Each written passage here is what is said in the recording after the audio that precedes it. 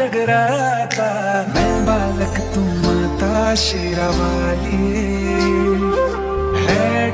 यह नवदुर्गा का चौथा रूप। इनकी मंद मंद हंसी से संसार का जन्म संभव होता है और इसी कारणवश इसे कुष्मांडा के नाम से जाना जाता है। अष्टभुजा, शस्त्रधारिणी, हिरण्यवर्णा, केवल यही है जो सूर्य के भीतर लोक में वास करती। दसों दिशा इन्हीं से आलोक।